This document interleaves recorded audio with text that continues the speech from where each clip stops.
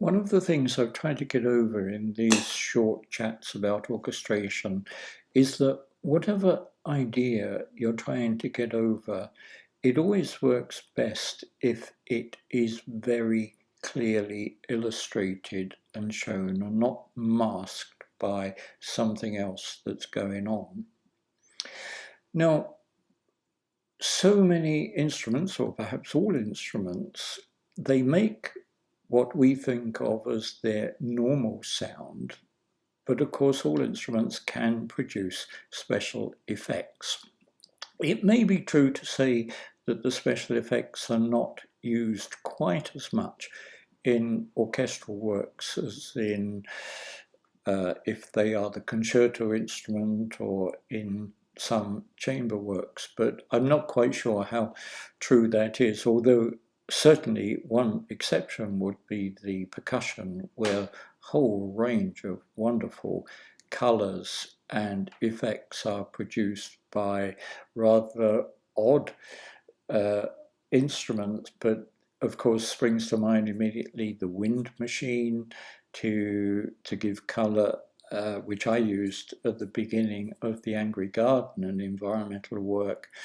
But I was shown other instruments for that piece by a terrific percussion teacher, an ocean drum, which was a drum which you had marbles in it, you rolled it around and it made it sound rather like an ocean. There was a rain stick and all sorts of things. So, but if they're going to be used, it is so much better if they show clearly. So I'd like to just illustrate that with the opening of an oboe concerto of mine, where the orchestration is quite simple, but I used an effect on the timpani.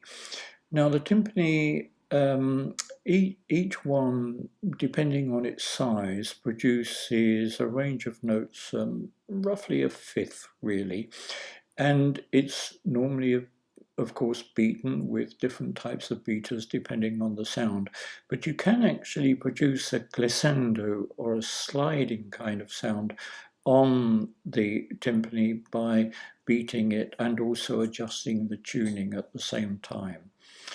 And so to help the anticipation of the concerto developing at this very opening after the oboe playing its introduction, you'll hear the timpani sound, which actually is played twice and it's a slightly different range each time. Second time is slightly higher to again just make it feel like it's moving forward a little bit. And the other effects that are in this opening, there's the tremolo strings and there's the little beat of a cymbal, and also then a horn warms it up, and then we're ready to start with the more vigorous part of the oboe concerto. But listen up for the timpani. And this music is played by a wonderful oboist called John Addison, and he was playing with the London Festival Orchestra. Radio timeline, play, button. List, button.